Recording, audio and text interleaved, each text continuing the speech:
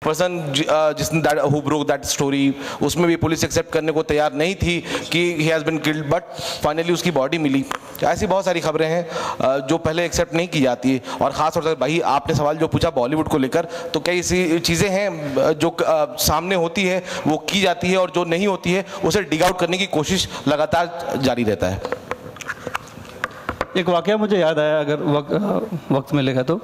किसी के खिलाफ नहीं है। मैं चैनल 7 में था, 2005 की बात है। जेडी तब जिंदा थे और उसके पहले वो चैनल 7 में थे, फिर एसटी में चले गए। एक टेप उन्होंने चलाया था, एक अच्छे अभिनेता का उसमें आवाज़ थी। उसके बाद टेप चलने के बाद ऐसा हुआ कि हमारी पूरी ऑफिस खाली हो गई। जितने भी रिपोर्टर थे जिनको जो फील्ड कवर करते हैं वो नहीं आए। और फिर उन्होंने एक प्रेस कॉन्फ्रेंस रखी, फेमस स्टूडियो है मेरे ख्याल से बांद्रा में। वहाँ पे कोई नहीं मिला तो मुझे भेजा गया। वहाँ जाने के बाद मेरे साथ जो जो हुआ वहाँ पर, मतलब ढकेलना सब कुछ होना, लेकिन एक भी वहाँ के जितने भी रिपोर्टर थे किसी ने कोई आवाज़ नहीं उठाई, कोई मेरे साथ नहीं आया और मैं अकेला लड़ता रहा। अंत में मुझे फिर अपनी औकात पे आना पड़ा। औकात यानी मैंने कहा कि अब बस अब यहाँ से मुझे शुरू करना होगा। मैंने ऑफिस में फ़ोन किया और मैंने बताया कि भाई मेरे साथ धक्का मुक्की हो गई, सब कुछ हो गया, अब एक काम कीजिए आप यहीं से आप मेरा लाइव लीजिए और मैं बताऊंगा किसने मेरे साथ किस तरह की बदतमीजी की, क्या व्यवहार किया। तब जाके मामला उनके वकील तक पहुँचा और फिर वकील ने फ़ोन किया, फिर बाकी लोग भी आए और फिर जाके मामला सुलझा। और फिर उन्होंने मैंने उनका आधे घंटे का एक टिकटक किया। फिर टिकटक यानी 1 to 1 जो हम करते हैं, बहुत कुछ मैंने सवाल किया। Yeah, it's not a sport. Someone sort of table tennis. तो ये होता है कि हमें किसी भी हालत में सामना करना होता है, खबर लानी होती है। हम भाग नहीं सकते। जब बम फटता है तो लोग वहाँ से भागते हैं और हम उस तरफ भागते हैं। 26/11 का जब वाक़या हुआ, मैं लगभग 9 बज रहा था, मैं घर पे ऑफिस में था और घर जाने की तैयारी कर रहा था। मेरी सास का उस दिन जन्मदिन था और पार्टी रखी हुई थी। तभी खबर आई कि कोलावा में फायरिंग हो गई है। तो हमने सोचा छोटी मोटी फायरिंग होगी, नाइट वाला देख लेगा। फिर पता चला कि नहीं, ताज में भी फायरिंग हो रही है। तभी हमने सोचा शायद चूँकि ताज और वो बहुत नज़दीक है, इसलिए शायद उसने आवाज़ सुनी होगी तो बताया होगा कि ताज में फायरिंग हुई है। उसके बाद एक ने बताया कि CST में भी फायरिंग हो रही है। निशात वगैरह तो काफ़ी करीब थे, वहाँ पे प्रेस क्लब के पास ही थे, बहुत जल्दी पहुँच गया। लेकिन वहाँ मुझे वो सब छोड़ के तुरंत भागना पड़ा। जो घर जाने की मैं तैयारी कर रहा था और मुझे फिर तुरंत भागना पड़ा। पता चला कि रास्ते में ओबराय में भी फायरिंग हुई है, तो ओबराय में मैं गया और मैं जिंदा हूँ। लोग पुलिस की निंदा करते हैं और मैंने भी उस दिन काफ़ी पुलिस की निंदा की और बहुत झगड़ा किया उनसे, लेकिन जिंदा हूँ आज तो पुलिस की बदौलत ही जिंदा हूँ। उस समय हसन गफूर पुलिस कमिश्नर हुआ करते थे, उनकी गाड़ी पहुँची, मेरी गाड़ी पहुँची और मैं अपने कैमरामैन के साथ ओबराय होटल के गेट तक जा ही रहा था कि इतने पुलिस वाले ने रोक दिया और मेरा वहाँ झगड़ा हुआ। 2 से 3 मिनट का झगड़ा हुआ होगा कि क्यों नहीं जाने दे रहे हैं, बहादुरी दिखाने तो जाके आतंकवादियों से बहादुरी दिखाओ, मुझे क्यों रोक रहे हो आप। इतने में उस गेट के पास, ओबराय गेट के पास ही बम धमाका हुआ और अगर उन्होंने मुझे नहीं रोका होता तो 2 मिनट के बाद मैं वहीं था और शायद आज मैं इस कहानी सुनाने के लिए जिंदा नहीं रहता। तो इस तरह के अनुभव आते रहते हैं। तो पुलिस जितनी खराब दिखती है उतनी भी अच्छी भी है और चूंकि पुलिस से हमारा हमेशा का वास्ता है, इसलिए मैं चाहता हूँ कि पुलिस ऐसी अच्छी बनी रहे, अपने काम करती रहे।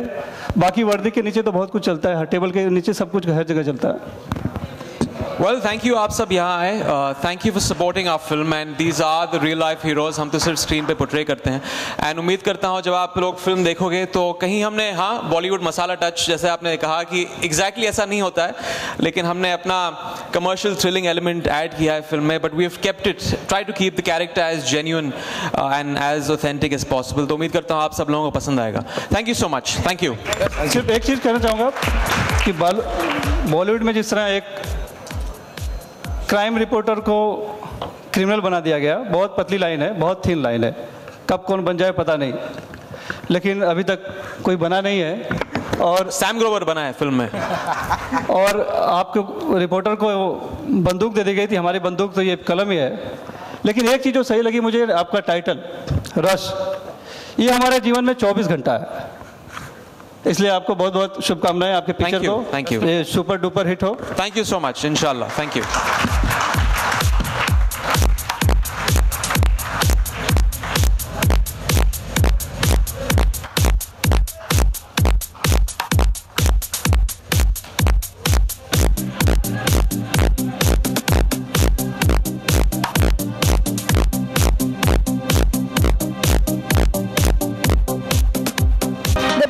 is the man with style and panache, Aditya Pancholi, a young starlet with looks that kill, Sagaita Gatke, creative director for Rush, Priyanka Thakran.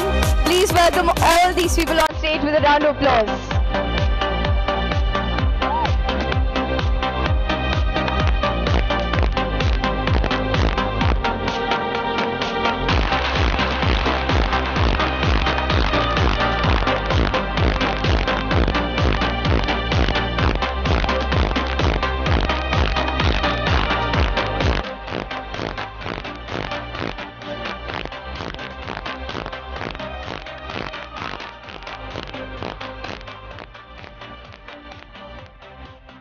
The thrilling tracks and pulsating music of Rush music.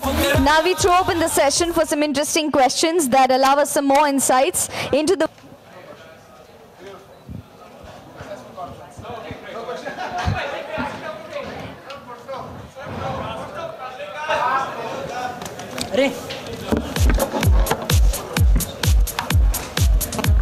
Hello.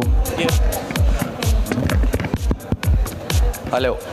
Imran Kunal from IBN 7. Yes. आपकी film में जो journalist है वो काफ़ी कुछ real दिखता है या फिर थोड़ा सा ग्लैमरस है, जैसे कि हम फिल्मों में देखते हैं काफ़ी कुछ बड़ा चढ़ा के दिखाते हैं। तो आपने सुना था कि आपने चैनल में गए थे और आपने काफ़ी कुछ मिले थे जर्नलिस्ट के साथ, अपना वक्त बिताया था, तो आपने फॉलो किया है बॉडी लैंग्वेज को या फिर लुक को? वेल 8-9 सालों से बॉडी लैंग्वेज तो फॉलो करता ही आ रहा हूँ मैं, क्योंकि बहुत सारे इंटरव्यूज़ दिए हैं, बहुत सारे न्यूज़ शोज़ पे गया हूँ। लेकिन हाँ, हमने खुद का एक कमर्शियल टच ऐड किया है इस कैरेक्टर को लेकर। ये जर्नलिस्ट किस भी करता है लड़कियों को, तो बोरिंग जर्नलिस्ट नहीं है, he is a fun journalist. And इसके इर्द गिर्द जिस तरह आपने प्रोमोज देखे हैं, इट्स अबाउट द वर्ल्ड, एक बहुत ही ऑथेंटिक दुनिया है जर्नलिज्म की, न्यूज़ की, किस हद तक TRPs पाने के लिए उस ब्रेकिंग न्यूज़ की जो डेडलाइंस होती हैं, उसके इर्द गिर्द एक क्राइम की दुनिया, मर्डर, सस्पेंस, ये सब चीज़ों को डाला गया है। Because eventually then otherwise it becomes a docudrama and it becomes a bit boring. So we've added that bit of spice to the world of journalism and media. Imran किस तो जर्नलिस्ट भी करते हैं, लेकिन ये जो जर्नलिस्ट है क्रिमिनल कैसे बन जाता है? क्या बन जाता है वो तो आपको फिल्म देखना पड़ेगा। I can't really give you the story right now, but he does reach a point, he's pushed to the edge and that's part of the story. अभी सब कुछ यहीं बता दिया तो फिर थिएटर में क्या देखोगे आप? इमरान आपके राइट साइड में। Yes, I'm sorry I can't see you because of the lights, but yeah, I can hear you. Left side में मैं रेखा Khan. Okay, fine, I can hear you. It's all right. या इमरान, आपका रियल लाइफ में कभी crime या criminal से पाला पड़ा है? नहीं, अनफॉर्चुनेटली नहीं, क्योंकि I think when you brush with a situation like that, I think you learn a lot also. But as an actor, I think I've been pretty insulated in सब चीज़ों से so far. I've never got the opportunity to brush against a situation which is kind of in that sense. But film में ऐसे बहुत सारे situations हैं. Yeah, good evening. Imran here, right here behind Vijay Shankar here. Yes. Are you inspired by any particular crime reporter, or have you taken anything from, anybody whom you I would like to take some names, but it'll get very controversial, so I'll leave names out. There were a lot of names taken, a lot of things read. I think it would be a combination, a lot of journos, a lot of news anchors, जिनको हमने देखा है. When the script was narrated to me, it's a generic, it's a fictional character in a fictional world. But I think it's like a jigsaw. I think I had to take a lot of things and imbibe a lot of things from a lot of different journalists. Yeah. Neha. Imran here from Raj from media. Yeah, we need to hear you speak here.